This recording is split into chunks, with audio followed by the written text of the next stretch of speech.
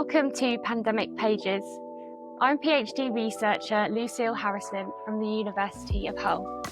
This podcast is a space to explore how COVID-19 has infected literature. Each episode, we sit down with a writer whose work speaks on the pandemic in powerful and unexpected ways. And today, I'm bringing you a conversation that I have been especially excited to share with you. He's one of Ireland's most celebrated writers. His books, The Commitments, The Van, Paddy Clark, Ha Ha Ha, have become a part of literary and cultural history.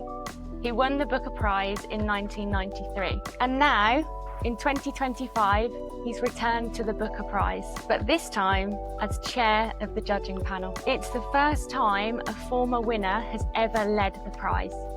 In our chat, we talk about what writing about the pandemic and through it looks like for him, and how it inspired the return of the character he feels closest to. We discuss Life Without Children, his powerful pandemic short story collection published in 2021, and his latest novel, The Women Behind the Door, published in 2024.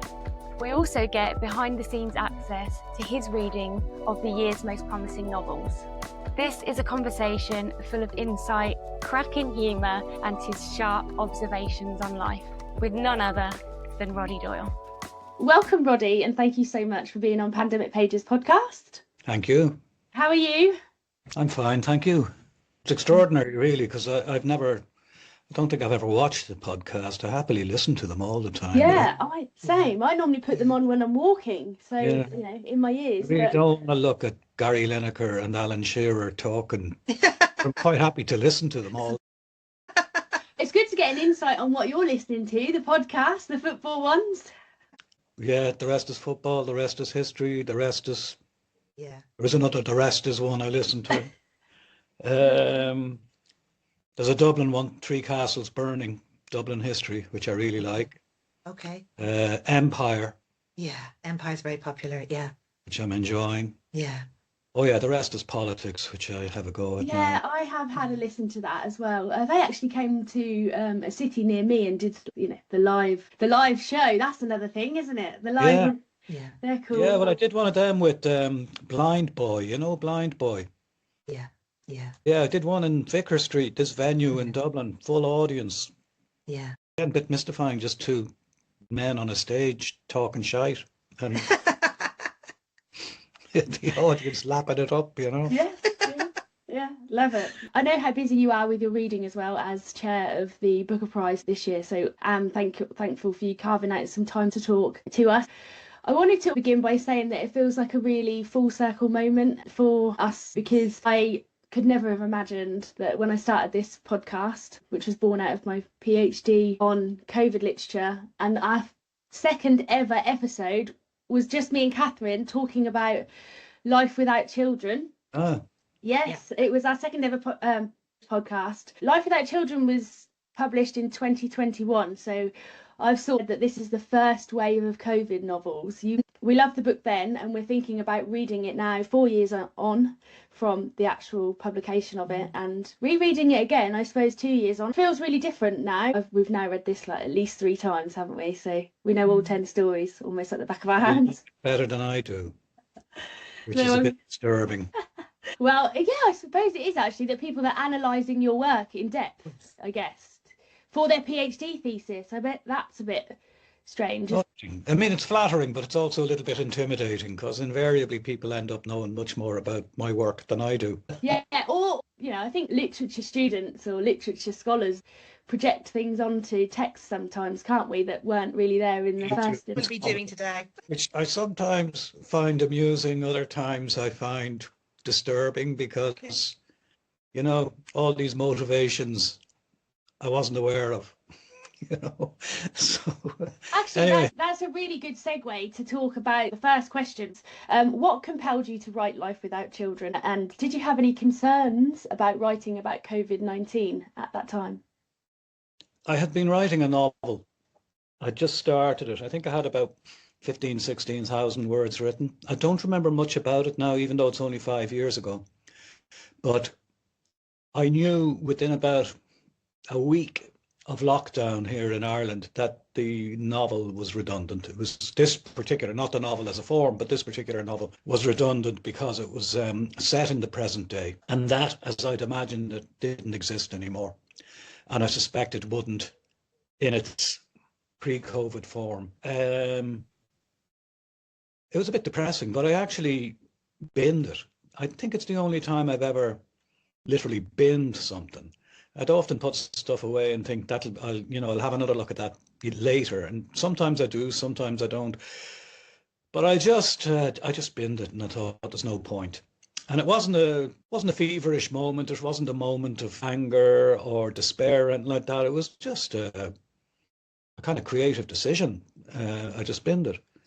And at the same time, I was supposed to have a very busy year that year, 2020. A musical based on one of my books was going on tour. A play was opening and going to tour. And I had a version of Peter Pan that I'd written that was going to go on in Dublin. You know, Peter Pan set in Dublin.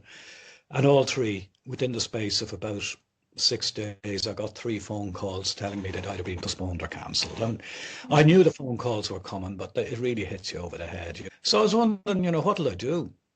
There's only so much, the poor old dogs. We had 2 dogs at the time, and I had them walked up and down within the 2-kilometre limit. I'd walk 2 kilometres, walk back 2 kilometres. Will I go home? I'll have nothing to do, so I'd walk the dogs again, and they were looking at, how can we go home now? But anyway, I just thought, well, short stories, I can write a short story because it captures a moment, So I began to think in terms of just moments. People walking, isolated, slaloming around other people, masks, being able to walk down the centre of a road, the opportunity it gives people to walk out of the house and maybe never come back. And then when it opened up a bit, 2 or 3 months after the first lockdown, when, I don't know what about the UK, but in Ireland, we were allowed to go from 2 kilometres to 5. And I live maybe about 3-4 kilometres from the city centre. So I was able to, if you like, instead of at the bottom of my road turning left, I was able to turn right and walk up to the city centre. And it was a strange, brilliant experience insofar as areas that are normally busy were deserted, So I used that as material for a story. So I just thought, as long as I'm not thinking in terms of a novel and I'm writing about moments in the lives of these people, I can keep writing. So that's what it was, really. At first, it was just, because I am a writer. And if I'm not writing, I'm miserable. Or if I'm not thinking about writing something, I'm miserable, So it got me writing. So that's where the impetus for the stories came from. The form, the short story, allowed me to continue writing at a time where it was very, very difficult to visualize what life was going to be like in a couple of weeks, let alone a couple of months or years. And did you have any concerns about writing about COVID-19 then? Were you thinking, will anyone read this? Or... No, but I wouldn't let that preoccupy me ever when I'm writing something. I've learned, I've been very, very lucky insofar as some of my books, particularly the early books, reached an extraordinarily large audience. An awful lot of people read, or at least bought or borrowed or robbed my early books. And I know that if you try to think in terms of, well, how do I replicate that? It can't be done. I've never had a formula. I've never thought in those terms. So I just write, and I found that getting older has been a great inspiration. Nobody wants to get older. I'm not going to wax lyrical about the joys of being older because it's terrible. But it's good material for writing. But the older you get, the less people seem to be interested in writing about, at least in reading about older characters. And I'm fine with that. It just means I'm not turning my back on a possible readership. And when I'm writing, I'm just thinking about me and the page. So I wasn't worried about, will anybody want to read this? I was just worried about the quality of it. Is there a story there? Is it just a little anecdote that would be better off spoken about at the kitchen table rather than written about? So it was the quality of the work that concerned me. But looking back on it, I spent a year writing those stories, and looking back on it, I was, I think I'm still feeling grateful that I was able to work. I had been in the UK as Ireland began to go into lockdown. There was no indication really that the UK was going to go into lockdown. Mm-hmm. Boris Johnson, if you remember, do you remember him? Mm-hmm. Yes. He was the Prime Minister, and a vision of consistency and coherence. And I was getting emails and, phoning home. I was in Edinburgh, and the following night I was in Newcastle. And I was being told, oh, the pubs are shut, everywhere is shut, the schools are closing. And yet when I arrived in Newcastle, it was stag and hen central. It was extraordinary. I was on the phone to somebody here at home telling me about you can walk down the middle of the street, the place is absolutely deserted. And there was a stag party going on in the foyer of the hotel, and it was bananas. And suddenly just inhaling and exhaling felt like a dangerous activity, So I used that in one of my stories, the first one I wrote. Oh, that's interesting. Yeah. Yeah, because Yeah. I was going to talk to you about that, because in our last episode I read a little bit from Masks, because I really like Mask as a story, and you'd been talking about walking there, and the character does that, just walks and then picks up. I always say this one is like an ode to a discarded face mask, that story. It's like picking them up, and has that grave digger sense of humor as well. That's very dangerous to even do that, and just layering them up and just being hilarious with it at the same time. So that was one I really loved. But the Life Without Children one, the titular story as well that you were just talking about, is something that we actually wanted to ask you to read from a little bit today, and we'd kick it off by maybe just taking a part of that, especially as I guess it's semi-autobiographical. Well, I've never measured semi or, it's not biographical, but I was there in Newcastle at the time. The guy's state of mind, if you like, not the narrator, but the protagonist's state of mind isn't mine. No. I actually met another Irish writer that evening when I was wandering around. And we had as near to a quiet pint as we could manage, a corner in a pub, and then went for something to eat in a not so crowded restaurant. So we were a bit sensible. But I was observing all this, and the crudity, if you like, of the hen party, and what one of them keeps shouting. You can read that bit if you like. I didn't actually hear that on the street. Believe it or not, I heard it in the airport the following morning. Was that Dublin or Newcastle airport there? Newcastle. Just checking. A group of women heading to Dublin, and they had no idea that Dublin was shut. Yeah.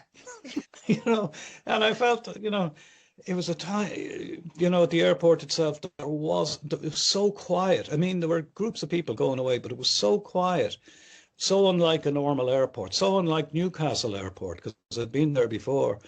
It was so quiet, and then this group of partying women came around the corner to the Ryanair gate, and they hadn't a clue that the world, not only Dublin, but the whole world was shutting down, And I felt sorry for them because they were going to arrive in Dublin and the buildings would still be there, but there'd be literally nothing going on, But anyway, that's where that's where that line came from. And I felt, well, I have to use it.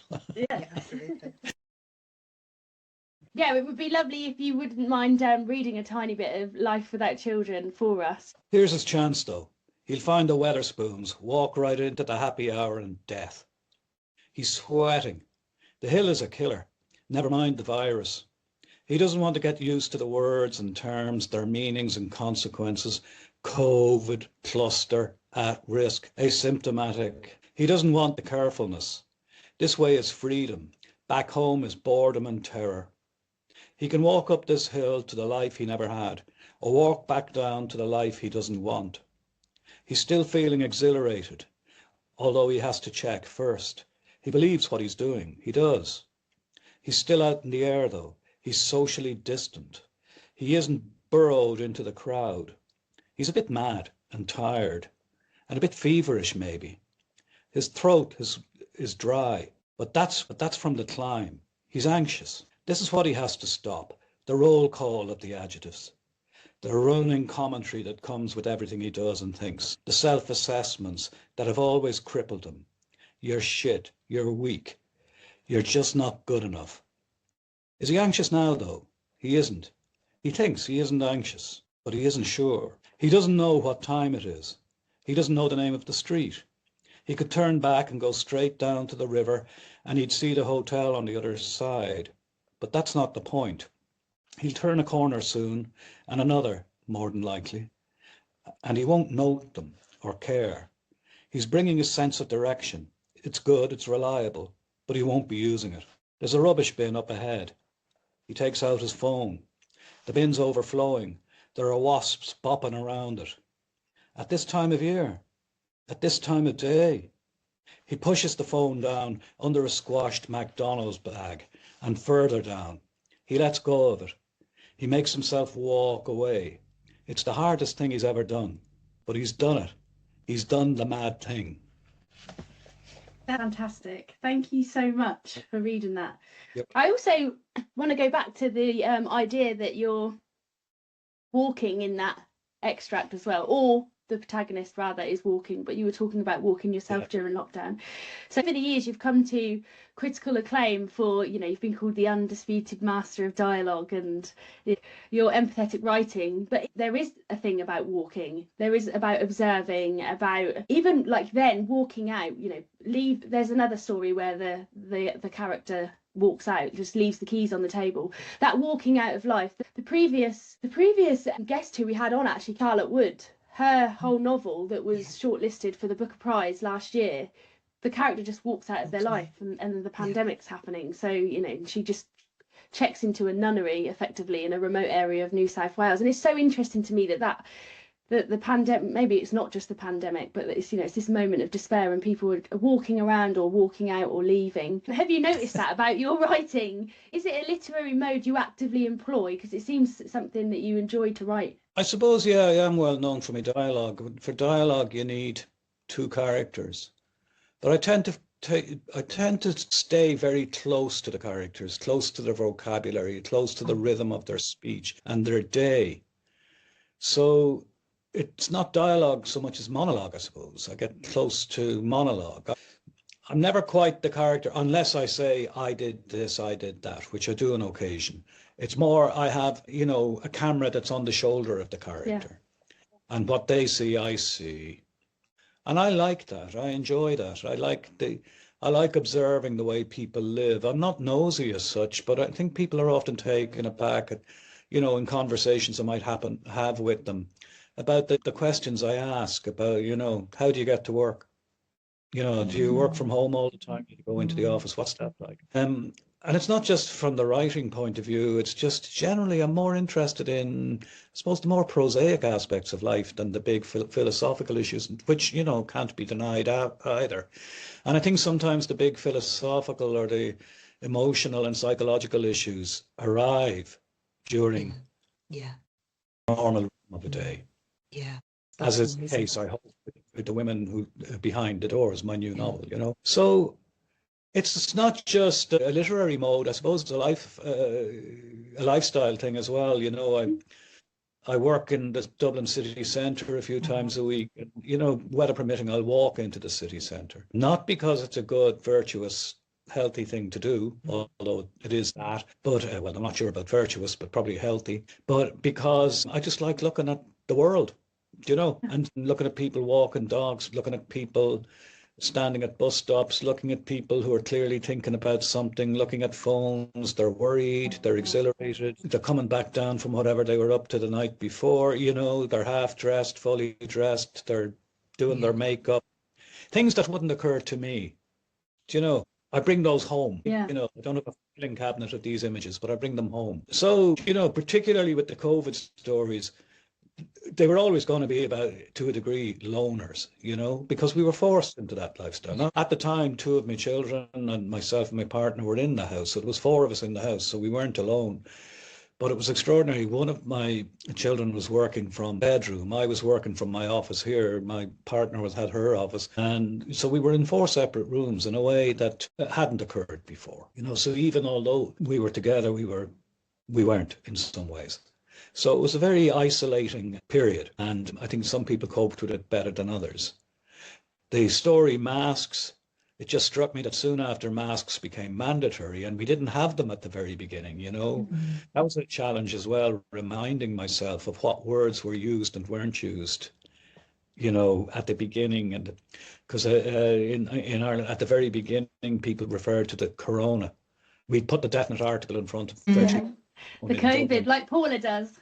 Yeah, the COVID, the corona. So it was the corona at first, and then it became COVID or the COVID, you know. And with the masks then became litter. Yes. It was strange looking at these, like it was like the Batman logo all along the street, particularly after a wet day. And such a strange thing as litter. So it seemed so intimate, you know, and wrong in a way to have, just discard a mask in that way. So I just thought about this guy who's really, really struggling, you know, really bitterly disappointed with life generally, and stomping through his just anger and his despair, and then picking up, you know, a death sentence and putting it on, and another death sentence over that one.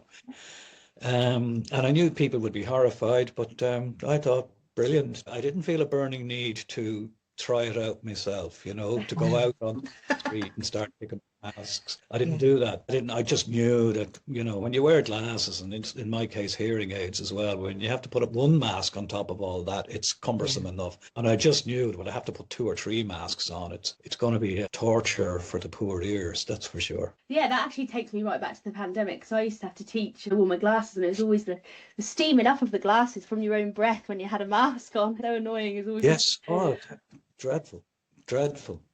Sorry, there's a seagull just at the Bellocs window there. Endlessly fascinating. But yeah, awful. The steamed glasses, taking off the mask, you know, and then realizing the hearing aid was coming off with it. You know, I remember once I had to catch one. I whipped the mask off, and I could see this little yolk flying away from me, and I just grabbed it, you know, a couple of grand's worth of hearing aid. I just saved it. So yeah, it was so cumbersome, but it invites a kind of step-by-step approach. You put on one lug, you put on the other lug. You know, it was squeeze the nose. Do you remember squeezing the nose? Yeah. But every aspect of life, I think, was down to step by step. You know, going to the supermarket. Do I have a bag? Do I have what I need? Do I have a mask? All this stuff, this baggage that we had to take with us. You know, and I think even getting on a bus later on. You know, do I have what I need to get on a bus, which is normally, you know, you don't have to think too much about going down to a bus stop, but everything demanded this planning in a way, you know. Yeah. And in the last story, in the 5 lamps, the guy's filled his car, but he's probably filled his car with stuff he doesn't actually need. It's only later on that he realizes he's left behind things that actually he does require, you know. So he's not a natural camper. No, I like the idea then of the step by step as well, the minutiae of that, because I remember having to go to a Tesco as well right at the start of the outbreak, and there was even traffic light system. It was stop, red light. You can go in a minute. It was crazy. Yeah, like we said earlier, reading it now, taking us right back into the pandemic again. But when you say right back, it's only 5 years. Absolutely, yeah. Maybe it's a psychological necessity to feel that it's much further away. You just wanted to get away from it as quickly as possible. But it is only 5 years. I mean, it's not a lifetime. And yet it feels like a different lifetime in many, many ways. Yeah. You know? Yeah. So, yeah.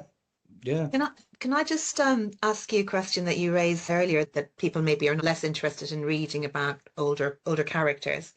And I thought when I read this book, it's an incredible set of stories, and it's an incredible set of stories that gives voice to the experiences of middle-aged and later middle-aged men who children have left home, or maybe the children are missing, or they're struggling in their relationships. But I think it gives voice to those types of stories where men, apart from walking out, don't seem to know what to do because there's a purpose to. Or there has been a purpose. Well, I'm sure a marketing person in one of the major publishers would tell me men don't read fiction. You know, don't write about men, older men particularly. All they read is about football and history. So don't write about older men unless one of them is called Hitler and one of them is called Stalin and there's a battle going on. Then you might flog a few books. So that's what I meant earlier on, that, you know, it's not to say no men of my age or younger or older read fiction, but it is you know, it's the same. They don't form book clubs. I don't know one man who's in a book club, including myself. You know, so it's a different world. Yet it's such a rich source for me. You know, there's never, you know, as I got older, I just realized, well, I'll tap into this, and it's never let me down. Every other aspect of getting old has let me down, you know. And as I said, it's terrible. You know, I hate those ads for, you know, the elderly couples walking along the beach in their linen, enjoying their retirement, you know. You know, fuck that. So, but yeah, it's a rich source of material. So it's nice of you to say, those warm things about the stories. And I take in what you say, but I didn't write. I didn't write the stories hoping that suddenly the reading habits of men in late middle age would change. And I suppose, to a degree, women who read, do they want to read about men in late middle age? Well, I did. I found it really intriguing. Yeah. I found it helped understand that sometimes men are in a space that's often difficult to express how they feel. Yeah, well, I Generally. do think there is the point. It's not that nobody hears, nobody knows about it, but it's some of the more warming comments or nice comments I get are from, say, even young women. It reminds me of my dad. Yeah. And older women, they reminds me of my father, it reminds me of my husband or my partner or my brother. So it's good. And I'm not for a minute saying nobody reads the stories. It's just that, put the commitments, my first novel, beside stories about elderly men, and most people are going to grab the commitments, and that I can understand that. It doesn't make me angry or depressed or anything like that. I understand that, and I still feel happy to have written the commitments, and it doesn't feel like the past tense because I did write it and I'm still alive. So I don't know, I can't remember you were saying nice things about the stories. I should have just kept my mouth shut and let you talk. We was talking from the men's perspective, but another story that we loved and talked about on the podcast was Nurse, which was written from the healthcare workers' perspective. All that from a short documentary that was on RTE, the Irish, equivalent of BBC here. And they allowed a film crew into the hospital. So a lot of the images I took from that, and the iPad. Yeah. The effect of the masks on the face, realizing that they're witnessing the last moments of somebody's life, people who are, nurses and other workers who are so, new to the job, they'd never witnessed a death before, and now they were witnessing them on the hour. So it was horrific, but a brilliant dignity, really, really brilliant dignity. And again, the total isolation, the families outside wondering about their fathers and mothers and siblings. It was just, but the images were brilliant. And there was one woman in particular describing the noise of a body bag. Yeah, the rasp of the zip, I think you put in there. So I watched that documentary a couple of times and just, took the odd note and decided now, if I'm going to get away with being or with writing from the point of view of a very, very young woman who's, more than 40 years younger than me, and I know nothing, for example, about her music taste. I know nothing about her life outside of her job. I know her parents are probably the same age as myself, and that was a help. That was a help. But little things. So I said, if I keep it short and if I just keep it to the job and don't try to stray away or have her reminiscing or, don't try to make a bigger story of it, then it could be quite powerful. And the response to it, because it was also published in the Irish Times, when I was finished it, and the response to it from health workers was brilliant. It was really great, hugely gratifying.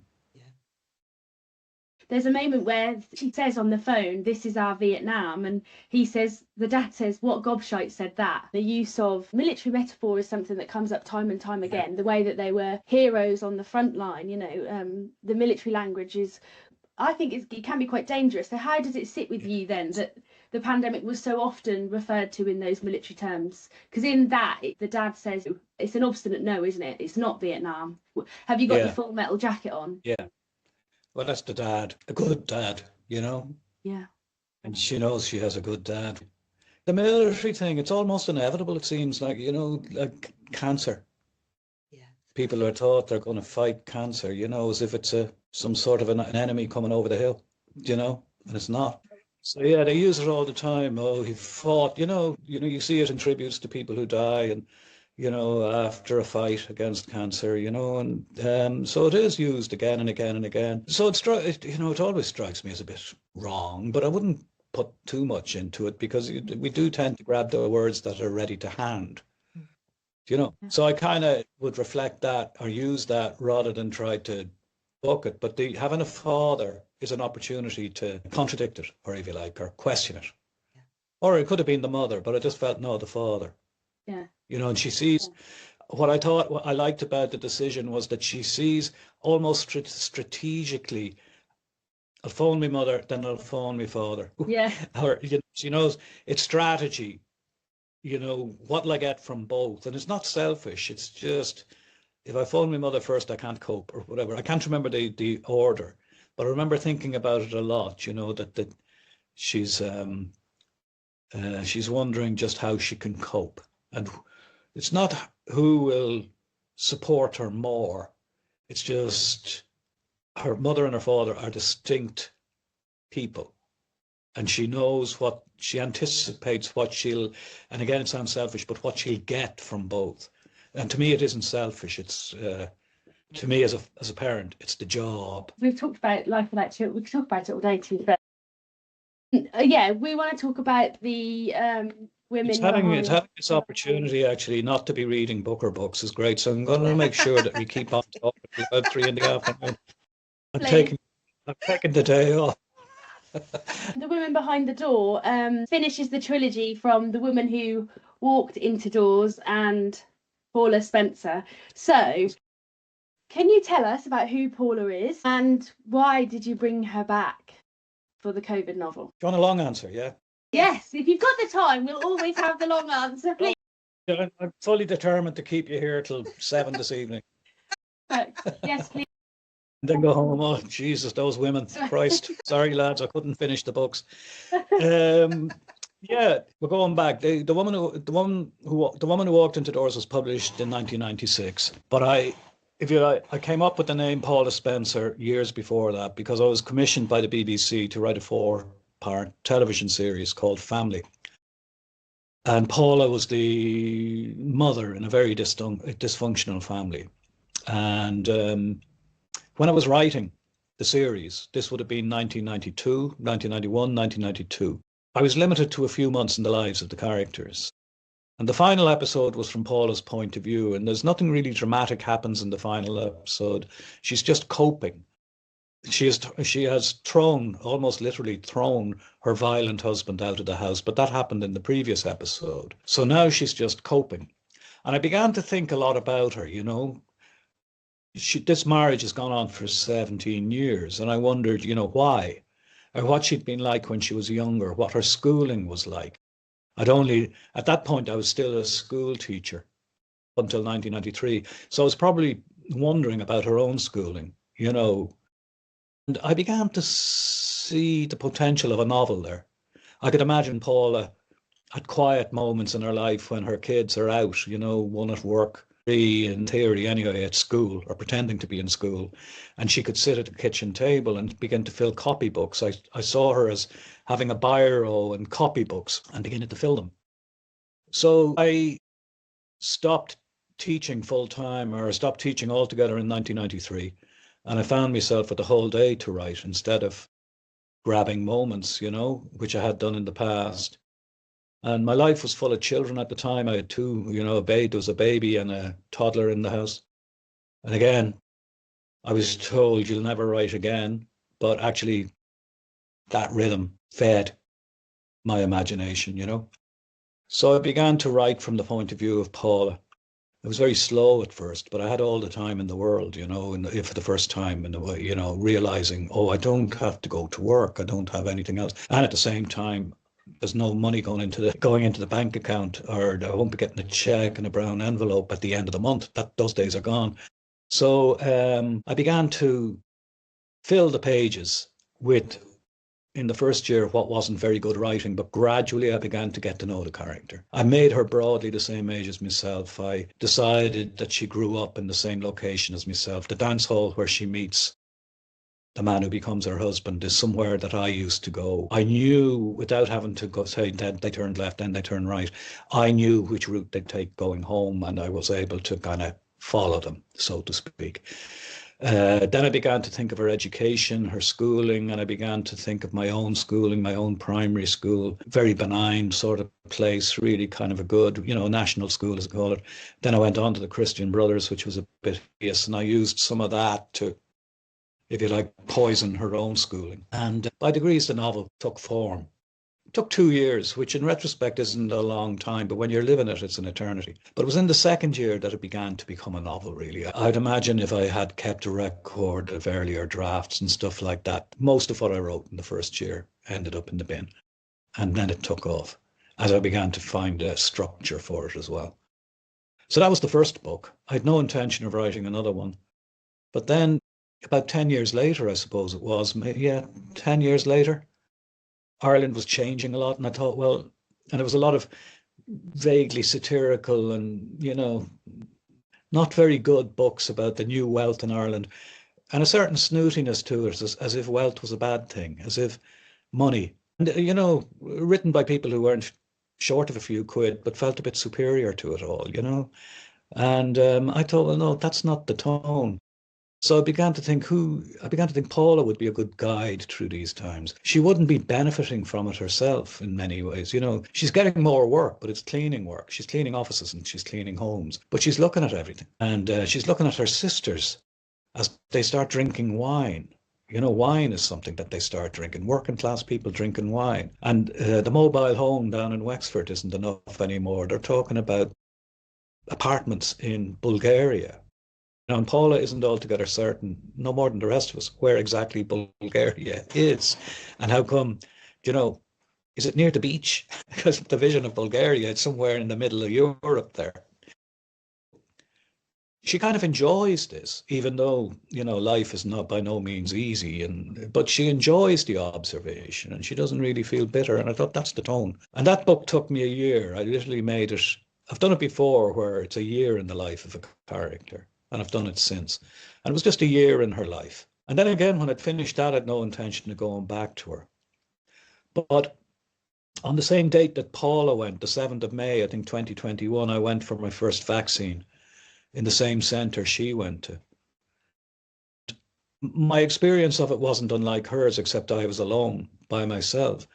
But it was a theatre that had been converted temporarily on a university campus, DCU, not far from where I am now. And when I went into the theatre itself and I realised that the booths for the vaccinations were actually up on the stage, I just thought it was extraordinary. It would never have occurred to me that they'd do that. Because anybody who's been on a stage knows that it's very often a very big space, really very big. It doesn't look it from the audience, but it is. It can be quite vast. So there were, I can't remember how many booths were up on the stage, but a considerable amount, and it was really well organised. But then I recalled that I had actually seen a stage production of The Woman Who Walked Into Doors on that stage.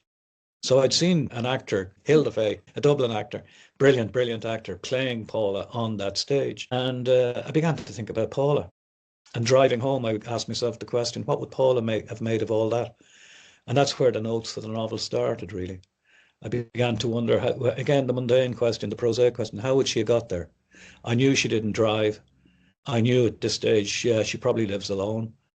But there's no one to give her a lift. Is there one bus that could get her there? Would she have to get off the bus and get on another one? So I was working this out, and then I thought, I'll give her a friend. So by the time I parked the car, I'd given her a friend called Mary. And Mary was going to give great comic energy to the book. I hadn't given her lines yet, but I was beginning to think of the novel by the time I got home and I started taking notes. And so that's where the novel came from. It seemed like an opportunity. And it felt, I suppose, felt elated coming home from that experience. Not just the fact that I got the vaccine and it seemed like that cliche, the beginning of the end, which for once is a good thing, but also the tone of the whole experience, the efficiency of it, the good humour of everybody, the brilliance of the volunteers and the young people who were employed to do the bureaucratic stuff inside, and just the gentleness of the doctors, it seemed, and it was, I just felt great coming out, and I thought, well, Paula does as well. So then the story began to take form. I didn't know what I was going to do with it. And I think one of the best plot ideas I ever had was when Paula decides to use isolation as an opportunity. If Paula and her daughter, Nicola, can tell the rest of the world that they have COVID, that means they're going to be left alone for 10 days. So it's a form of prison, but it's also an opportunity for them. And that became the plot in a way. And that was, I remember that just lit up my head when I thought of that. And I thought, yeah, there's a novel there. That's great. And it simplified it a bit. You still get the interruptions of phones and things like that. And Paul is very aware of that, the curse of the phone. But the world is still lurking out there, but it can't get into the house. And that allows the two of them to have a very, very difficult conversation. And that's what I could concentrate on. There's so much I could talk about there. Catherine, you... No, it's flipping the incarceration idea, the idea, it's flipping Paula's story in a way, isn't it, to some degree? It's, she's someone who could never go beyond her front door in the earlier novels, the first novel in particular. She can't leave her front door. Actually, leaving the front door means more than just leaving the front door, and eventually she kicks him out. But what I thought was lovely about the third one is the way in which, that space becomes, maybe not safe, but almost liberating space for them, that she's been incarcerated for so long that she actually controls it at this moment. Like, we can control the outside world now that is impinging on us, and we can work out our issues. But because door is so important in all of the novels, and getting beyond the door and what's happening behind the door.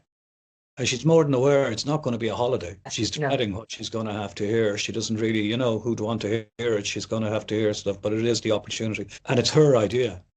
So she's proud of that, but she has to then live through it. But then I began to feel, Paula's experience of COVID is like my own circumstances, waking up or being aware that I was awake and thinking I was beside the sea, and then realizing, no, it's actually me inhaling and exhaling, and feeling it felt, to me, it sounded like the sea. So I used all these things, to fill the book. But it was just that, because in some ways the urge would be to get out into the world. But in this case, it was the opposite. And the world arrives. And I could use it to comic effect as well. Or when Nicola, Paula's daughter, when her husband, Tony, delivers food in bags on the step, and she brings the bags in and starts looking around for, a loaf of white bread, and there isn't one. Because she realizes her daughter eats middle-class food these days, not the same food that she gives to her mother. So I thought that was fun, And then she also thinks she's going to get a bag of, biscuits and the real stuff you want from her friend Mary. And she opens the door and it's a pink cardigan. And she doesn't want to be a woman who wears cardigans. She has a thing about cardigans. I think she's right. She's right. I agree with that one. I'm not going to say anything cardigan. I was thinking about the way that you talked about earlier, the reception of, so when you were writing Life Without Children, you weren't really thinking of a readership in a way. But when you read The Women Behind the Door, I think you do have a new readership now that you are taking into account. I think as you read this, you can almost tell that there are little descriptions of who people are in a way that help you, as if you wouldn't have to read the other novels, you could read this as a standalone. So that's an important part of the job, to just to allow people to enjoy the book alone, and not burden people with the fact, I can't read this book until I do my homework and read another two. Sometimes that's part of the deal, if it's the Harry Potter books or whatever, which I read the first 4 of those, and I don't know if you picked up number 5 and started reading, whether you could enjoy it probably you could, I don't know. But to me, part of the job was to make sure that it was clear that Paula had these children, they had these names, there was elements of their past that were tricky and difficult, and she has whole lifetimes to look back on. But I just wanted to make sure that people didn't feel they had to read the earlier books to figure out what these children were like. To an extent, it's meeting somebody, say in your middle years, and you become good friends, but you haven't grown up with them.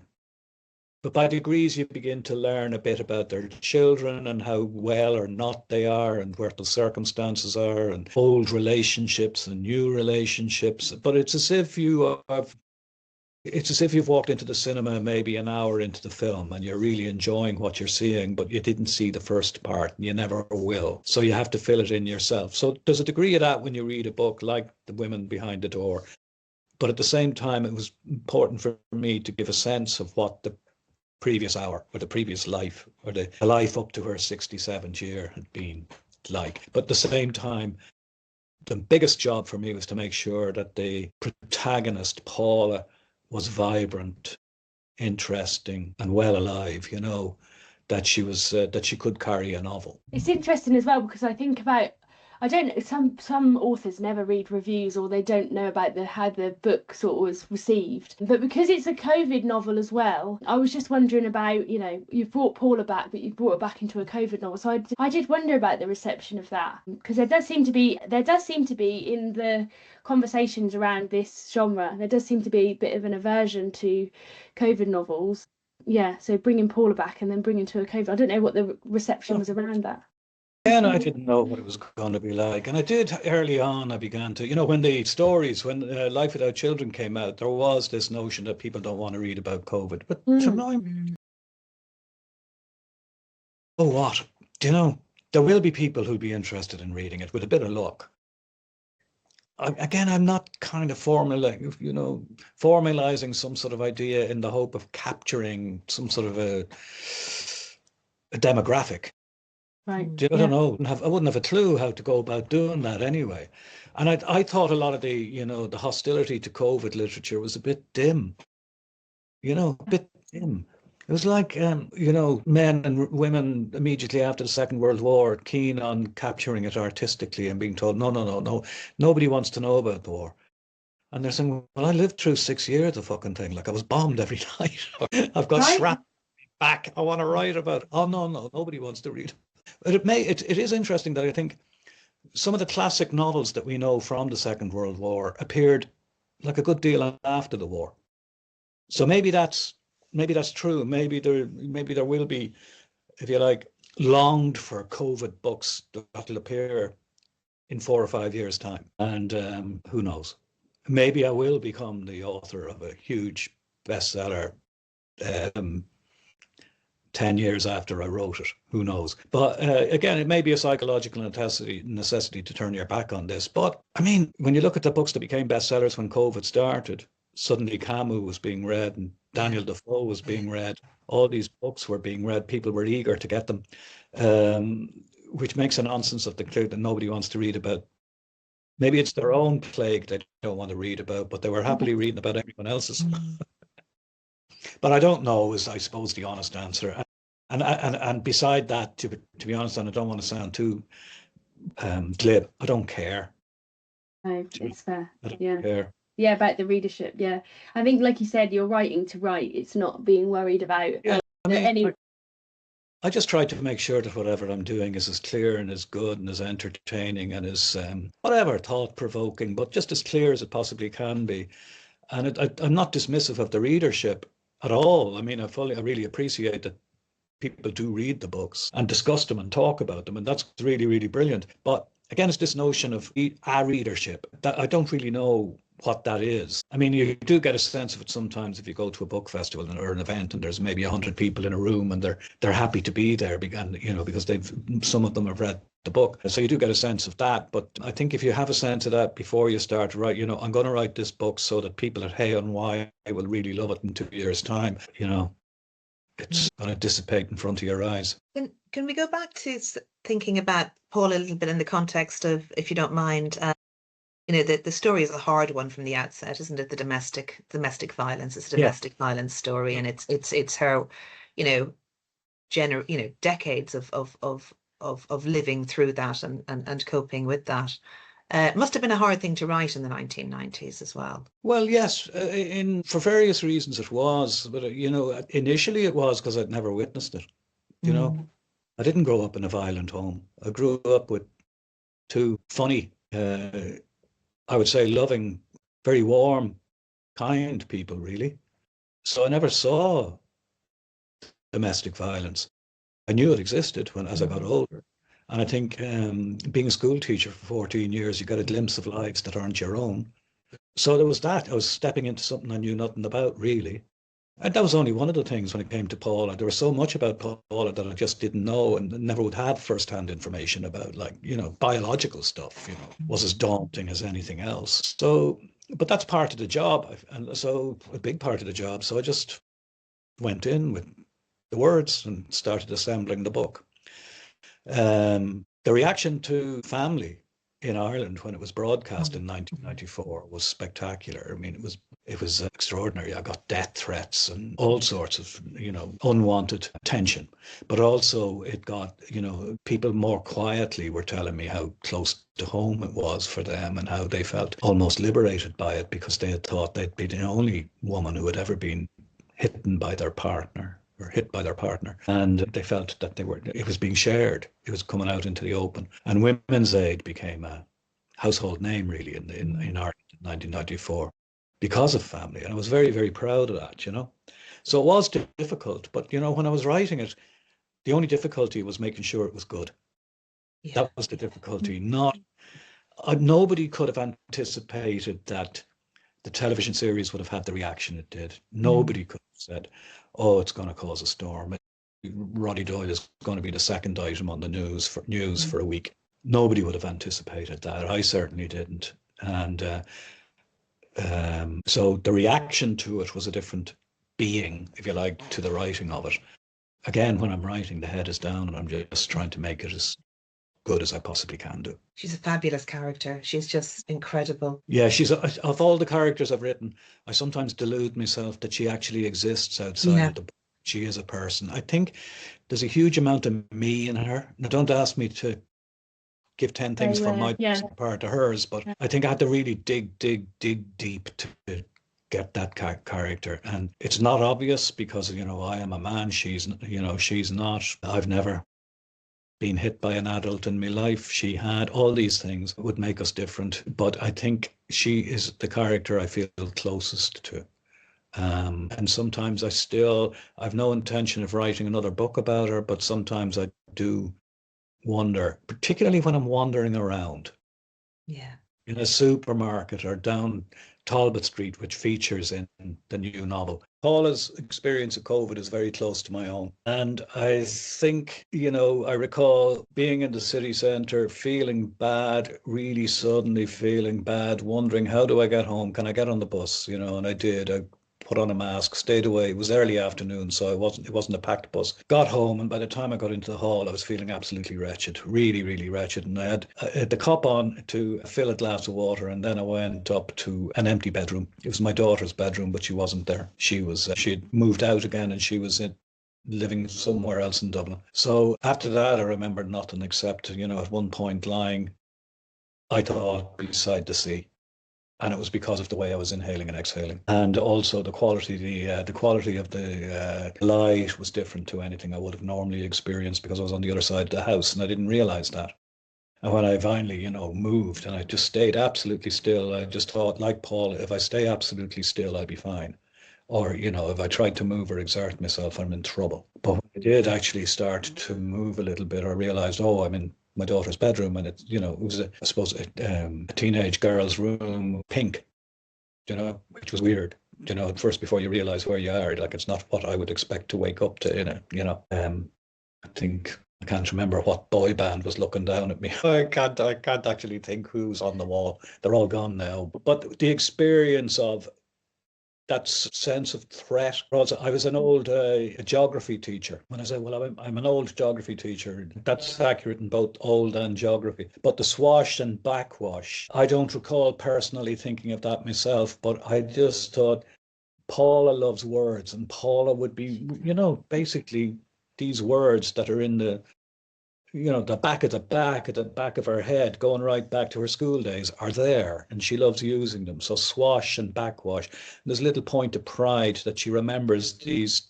I suppose, technical terms for the flow of the geographical analysis and the flow of the tides. So I began to use my old knowledge that I used to put up on the blackboard in the days when there were blackboards, and try to make it as interesting as I could to other kids, to kids. I used that. But I thought, well, if I stick to my own experience, it'll be fine. If I try to generalize, or if I try to make it every person's experience of COVID, it won't work. So even though it's a pretty dramatic thing to realize that the Irish Sea that you think you're hearing is actually your lungs, not a mass of water. the same time, I don't think I ever felt I'm in really severe trouble. I had had the vaccine at this stage, as Paula has had, and it turned out it was the what do they call that particular strand of COVID? Or I some can't remember. variant. Yeah, like a Delta or Yeah, something it like that. They wasn't had the the names worst. for it. After Omicron. days, I was, the house was empty for a while. I was able to go downstairs, make coffee or whatever. But there were 3 or 4 days where I was just feeling, awful. So I just restricted myself to that. But I thought once I do that, I'm fine. Paula's not looking out at the bigger world. So she's not she's reacting to things she's seen and things she's heard. And I mean, she's afraid for people she knows, but she's not interested in a big point, a big global point, or a big philosophical point about what this means. All it means to her, and at the time to me, was that to get through this, and I walk down Talbot Street several times a week, and I'm looking at it, and I'm thinking, what now and again, I'm thinking, at the junction with Gardner Street, Paula used to walk down this street with her husband when they lived up there. And then, by the time I crossed the street, I'd correct myself and say, no, she didn't. She didn't exist. You made a fictional character walk down that street. So she's become Sherlock Holmes. Just And actually, when I go to looking for your book in bookshops, you're beside Arthur Conan Doyle. Oh, yeah. Yes. Well, The D, the Doyle and the Doyle. It's like a happy and interesting place to be. All sorts of drugs being exchanged between Doyle, not me, but the other Doyle, and Dostoevsky, and all sorts of mad notes. But one of my uncles, on a lighter note, one of my uncles booking into a hotel, I think it was in France, and the receptionist saw the name Doyle and said, like the famous writer. And he got ready and he said, what writer is that? And she said, Sir Arthur Conan Doyle. He didn't get to, you say, that's my nephew, so a lost opportunity, tragic. I wonder if we just get a small reading, because obviously it's a new novel. I think the introduction, the start would be really great, or you could pick from wherever. But you said about having had the vaccine yourself in the theatre. Thank you so much, Roddy. You're welcome.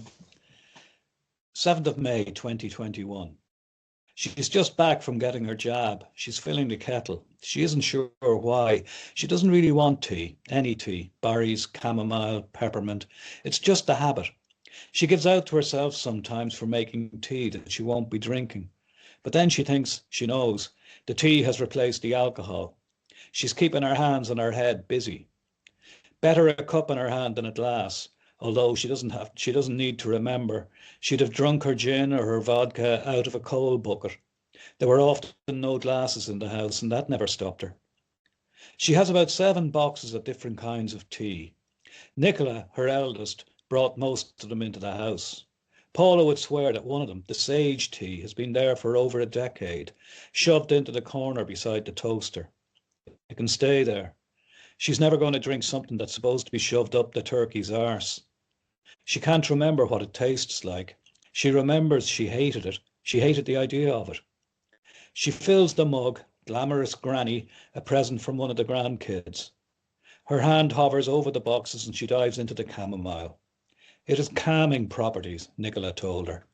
So does death, hon, said Paula. You're gas. I'm not calm enough for you, Nicola. You're useless, said Nicola. It's good for premenstrual tension as well, by the way. Now she fucking tells me. It's been strange watching her children grow old. She loves being with Nicola, being out anywhere with her. She loves watching people look at her, women and men. This incredible woman, the way she dresses and carries herself, the way Nicola looks straight back at the world. She's my daughter, Paula wants to shout. Believe it or not. She came out of me. At her lowest ebb, I can look at Nicola and think to herself, not everything's been a disaster. And believe it. She's a goddess, Nicola is. She's a goddess, but she's going through the change. Paula has a menopausal daughter. I drank through mine, she told Nicola the last time they spoke. Poor Nicola. She brings the tea with her into the telly. She won't be drinking it, even if it is good for the calmness. The steam will keep her company. And she's perfectly calm. She's even a bit elated. She's had a great day. She turns on the telly. There's always the delay when the screen stays black and she half expects nothing to happen. But there it is now. She'll get another night out of it. She expects everything she has to break. Everything in the house that is a switch or a button. Every friendship, every relationship. Her family. But it really has been a great day. Amazing. Thank you so much. I saw a picture of Yi Yun Lee, who was one of the judges last year on the Booker Prize, and she said, you know, she had all this other reading to do now that she'd finished the Booker Prize. But I don't actually know how many novels you have to read. Is it just an unreal amount? 150. Goodness. Yeah. And I think I'm on 111 or 12. Do you have a deadline to read that for? Is that soon or? Yeah, we have monthly meetings, you know. So the next meeting in early June will be up to 130. The last one last week was up to 103. So we've 27 to read between one meeting and the next. And then we've one more general meeting, and then we start choosing the long list, then the short list, and then. So I've a gang of books. None of them are fiction that I'm just getting ready, hoping, really looking forward to reading, you know. But I'm still enjoying it. It's a strange, you know, when you pick up a good book, you do feel the word elated I used earlier on. You still feel just a bit elated, you know. Oh, brilliant, a good one, you know. But it's a remarkable experience. Just how the same things keep occurring. References to Jane Austen are very common. You know, tall men seems to be quite important. I noticed in the first batch of books, being tall seemed to be quite, and as an average sized man, I felt excluded. A bit hurt. Class, to me, the most interesting thing is class. Wine features an awful lot. Beer, hardly ever. And I know we shouldn't measure, you know, differences in class and only what we consume, but actually it is quite telling, you know. To me, it is quite telling. It's still it's a very middle class world. That's why, to me, when something that involves labour or something that involves before putting the hand in the pocket to spend something is much more powerful. You know, the personal taste thing, but it is interesting. Yeah. When Paul is in Lidl, I'm thinking of Lidl then now with the shampoo and the Yeah.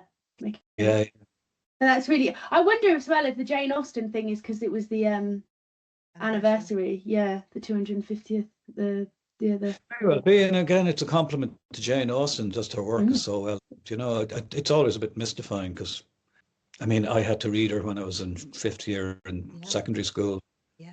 Class full of boys in a Christian Brothers school, and I've hated her ever since. Not her personally. Which one was it? Pride and Prejudice, or because I did that. I did Pride and Prejudice. Sorry. Now, typically of the Irish education system, it was Persuasion, the one she never actually finished. Persuasion. Well, I did Pride and Prejudice, and that was, I suppose it's easier not to gender it too much, but that was for Intercert as it was then. It was Pride and Prejudice. But looking back, I mean, there were something like 34 boys in the class and being taught by a Christian brother who had felt as much interest in the English language as my table here does. And really, as a book to try and persuade you, you know, or to encourage you to reading novels. Yeah. No, never liked Jane it. Austen was. Do you know what I always said? You know, one thing I always said is not a condemnation of Jane Austen, but it is striking, and it was striking to me when I was a teenager, and it's remained striking ever since. There are no servants. They don't exist. No, they don't exist. Somebody delivers the tea, and the rest of it, they don't exist as characters. Do you know? No. In these gorgeous, massive country houses. Yeah, it's just who cleans them. Yeah. I'm just wondering, I think it'd be just, you know, that lovely moment, I'm sorry for interrupting the flow, but in Life Without Children, where we do have the girls and their t-shirts, it's just been bugging me, you know, where, you know, the girls, would you be able to read that paragraph as well? Because we might be able to use that as well. If you still have no idea what you're talking about now, sorry. Sorry, Life Without Children, where the girls are, so yeah, is the girl, when you were talking beautifully about the girls with their bunny ears, it's probably a reaction to Jane Austen. It popped into my head, where the girls are on page 35, you know, there's a gang of women coming to them. They're wearing t-shirts and big pink bunny ears. And just just thought it'd be a nice balance to Jane Austen, and also that what you describe in your work, which is the comic energy of your work, where that you go to spaces that are challenging and often dark, but there's always this comic energy. It's just, but Just Tracy wants some cock. yeah, And if you don't mind. can't see that line getting into a Jane Austen novel. I know. Well, that's why I just thought Miss- couldn't Miss miss the Dashwood opportunity. wants some cock. Elizabeth Bennet wants some. No. So when I start from, he climbs up a street. Whatever you think is best for you is Yeah. He stops halfway across, but not to turn back. It's the other bridges, the 5, maybe 6 metal bridges that span the river. They're great. They're beautiful. From where he stands, if he shifts slightly, they seem like one elaborate bridge. He takes out the phone, takes a photo. He deletes it and puts the phone back into his pocket. He doesn't want the photo or the urge to send it. He's moving again. The energy's back in his legs. He's in Newcastle now, officially. He climbs up a street from the river. There's a gang of women coming at him. They're all big, all in black skirts and t-shirts, with pink sashes across their chests and big pink bunny ears. There are 7 or 8 of them. They're singing a song he doesn't know. It's a hen group, although it's hard to pick out the hen. One of them shouts just as they reach him, "Tracy wants some cock." She's not looking at him as she shouts. It's not a threat or an invitation. She does it again. "Tracy wants some cock." She fucking does too. They're around him, almost going over him. He can feel their heat, the mass of them. He can see the eye shadows sliding down from the eyes, the shining cheeks. It's early evening. The droplets they'll inhale tonight, they'll be dead in days. Here lies Tracy. She wanted some cock. Sinead has told him that social distancing has become almost natural at home. She's told him about the polite slalom that walking down the SuperValu aisles has become in the week that he's been gone. Not here, he'll tell her. He wants to tell her. There's no distance between the bodies here. That's fantastic. Thank you. Thank you. Comic brilliance. You know, Okay, well, we have had an hour and a half of your time, Yes, which sorry. is just so fantastic. valuable, Thank you my so very much. valuable time. My very Yes. valuable. It is incredibly valuable time to us anyway. Thank you so much, and really important to the podcast. Oh, that was a which is- pleasure. Yeah, That was a pleasure. And the best of luck with your work. thank you so much. Okay. And good luck with the reading, the novels Oh, and the long list and the Yeah. short list. I'd like to give you hints and details. Well, you're But, under embargo. You're under embargo. it's a nice feeling of power, actually. You know, there were people trying to get information out of me a couple of nights ago, and it was really quite pleasurable just basically Feel like- telling them to f off and leave me alone. We're just trying to get COVID information out of you. Yeah, we just pandemic. I am interested in the ways though that since the COVID pandemic, lots of pandemic novels have made the finalists in the main and the international one. But Prophet Song by Paul Lynch, he wrote that during the lockdown. That one. Samantha Harvey, she wrote Orbital. That was also inspired by lockdown. That one. So yeah, I'm gonna be looking at those. Wouldn't overact that one, because basically, if people are going to continue writing, it's inevitable Yeah. that Yeah. books that are appearing now would have been partially written during. Lockdown, yeah. But I like the idea that we've written them during a moment, and that some way that isolation, Oh, yeah. contained things Yeah. are leaking in. I think there's definitely a pre-COVID and post-COVID, and I think that'll remain so, a way of thinking, a way of living, Yeah. even though we've tended to forget about it as quickly as we possibly can. A wave of young people who were denied a couple of years of schooling, that's going to have an effect. Young children who had no socializing in key years, that's going to have an effect. So it's all lovely stuff waiting for us. Yeah. Yeah, it's waiting for us, exactly that, which is ominous to say the very least. Yeah. So we're ending on that note. Thank you. Thank you. Thank you. Absolute Pleasure. joy. Thank you. Thank you. See you. Bye. Bye. Bye.